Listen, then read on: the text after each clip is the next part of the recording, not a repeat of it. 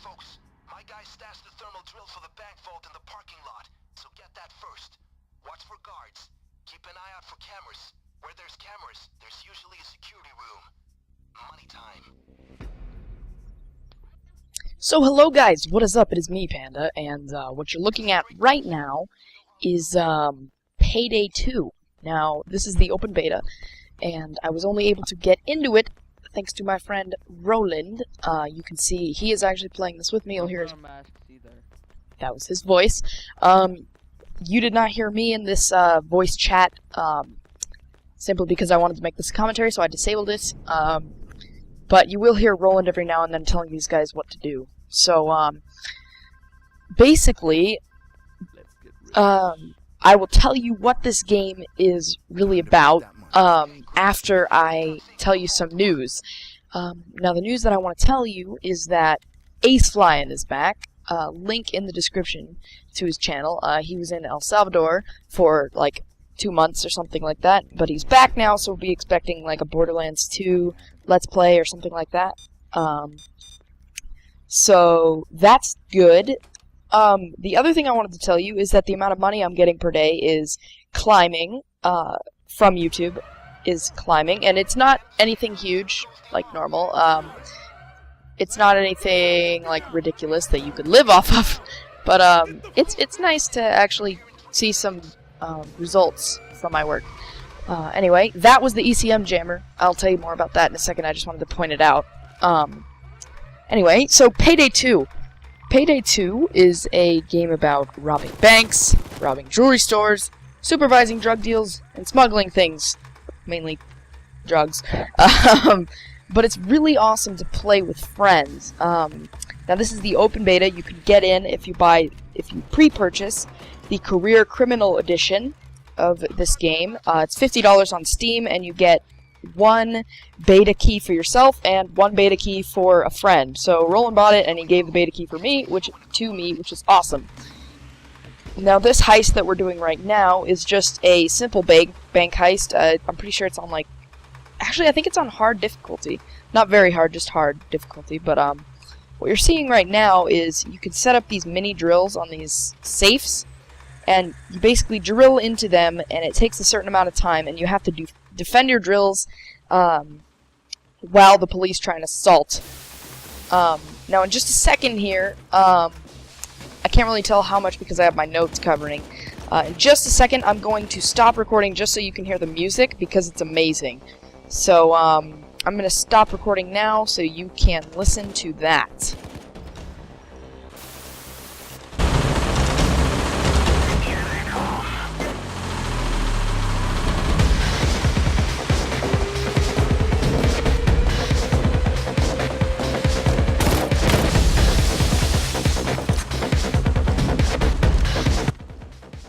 So yeah, basically, the music in this game is awesome. It really puts you in the mood. That's one of my main things about this game, is that there's different music for all the levels. It's random, and when it seems like when the parts get more intense, like there's more guys, the music gets more intense, which is really awesome.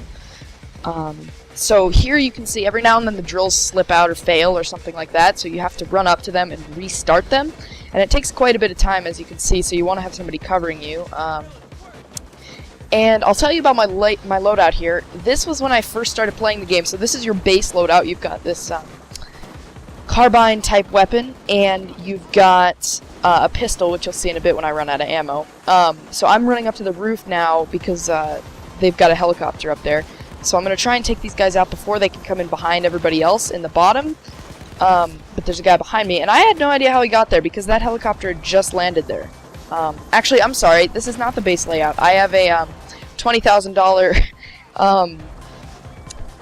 like Mac 10 type pistol deal, which I actually would not recommend buying if you're in the open beta. It's not really that great. It runs out of ammo really fast, but it does a ton of damage. So that guy's restarting the drill. I'm going to cover him.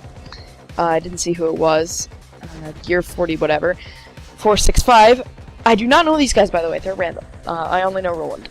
So there's about a minute left on that drill. So what we're doing here, what we're talking about is we are going to wait for that drill to finish. So we're covering the entire bank right now. So I'm covering the roof and back area, as well as that window right there that you just saw.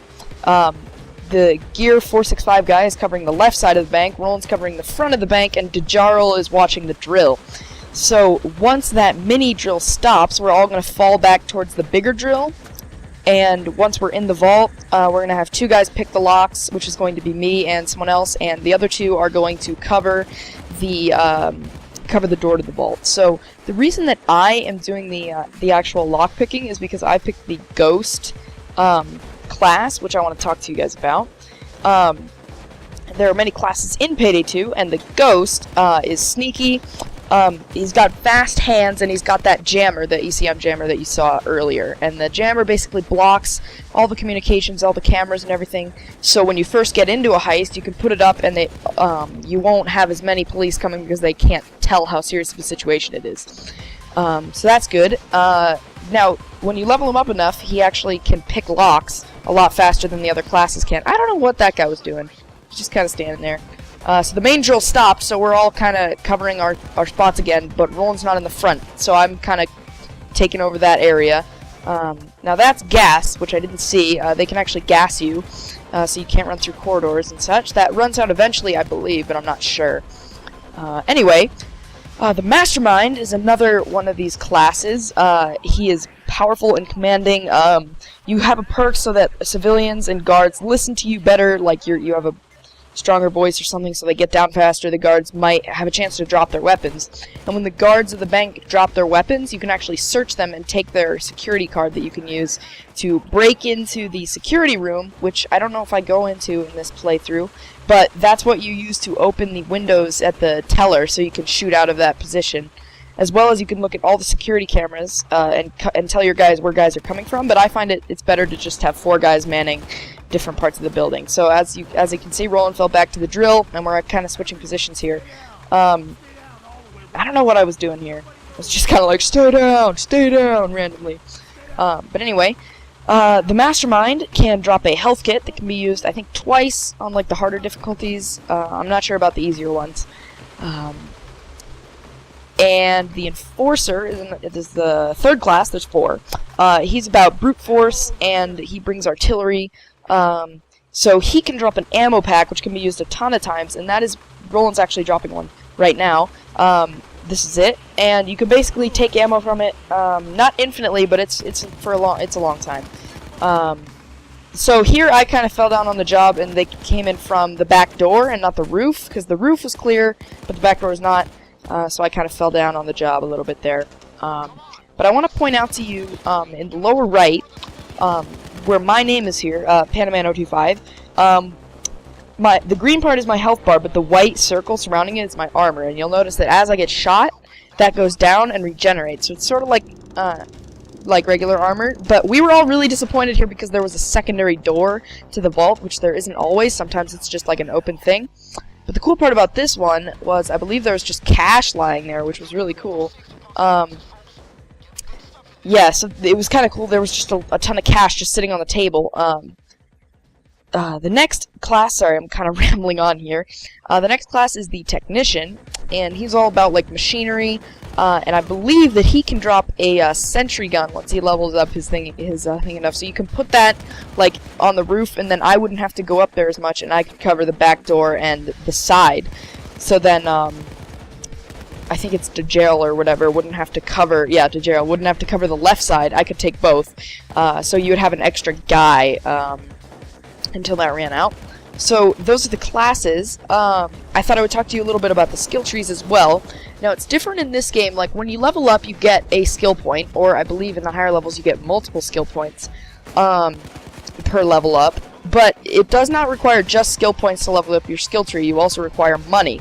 So this game is really, really about leveling up your guy, and less about like run and gun, robbing all the banks everywhere. You want to do it strategically. So if you need a lot of money, you're going to want to do a harder mission that lasts more than 1 day. Now, these bank heists last only 1 day, and they have a lower payout. But if you screw up, you screw up. I mean, that's the end. So if you do these like 6-day heists, you can be on day 6 and screw up and everything you've done is a waste. You don't get paid until the 6th day.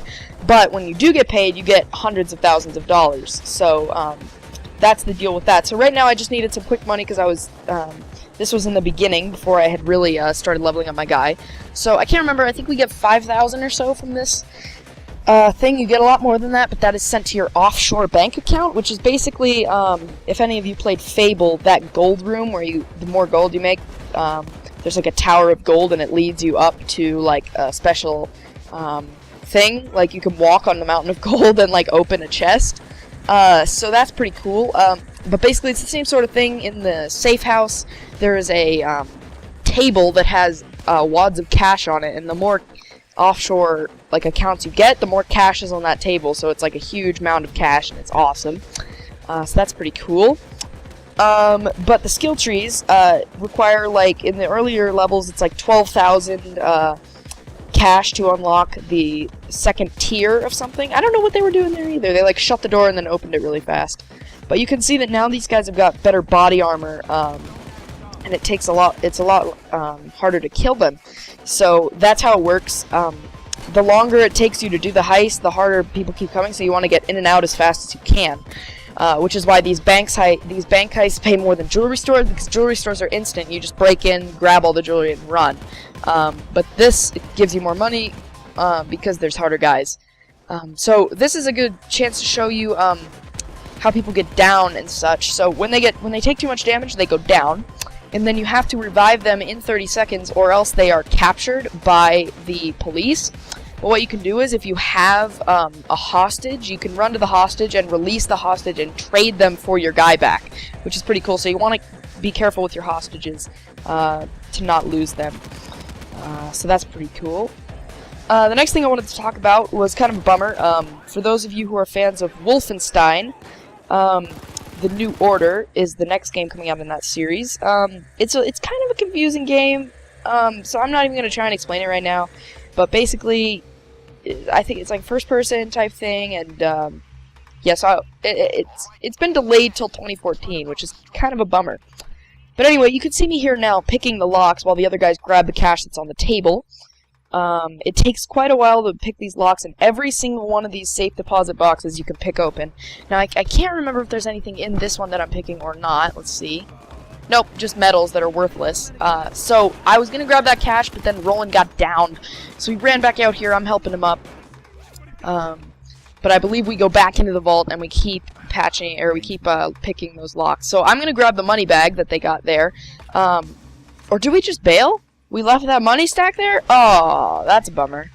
Anyway, we're bailing now, so I'm carrying the money, so as you can see I'm moving a lot slower, and I've run out of ammo on my main gun. So I'm grabbing my secondary, which is actually pretty good. It just runs out of ammo really fast. So I'm going to go ahead and throw the money bag in there and secure $40,500. Now, as you can see, we were about to get screwed because they had opened up that fence, and they could have pinned us in there, which would have been a big issue. So yeah, we just get in the van and we complete this mission. But that is a good example of what Payday is about. Now, this is the money screen, so as you can see, it puts out all the money that you stole, your bonus for everybody staying alive, your instant cash, like what you grab. It sends $333,000 to the bank, and I get $17,000 out of that bank heist, and I level up. So it was a pretty good heist. I got a skill point too, and then this is a really cool part. The next thing that you do here is called a Payday. So you pick a card, any card, and you can see that you can get weapons, masks, or customizations from it. I don't know what I got here. Yep, I got a customization for my mask. So I got a new material called Pinecone. Roland got a tactical pistol light. And the other guy just got an instant $1,500 cash bonus. So thank you for watching, guys. This has been Panda. I hope you enjoyed, and I am out.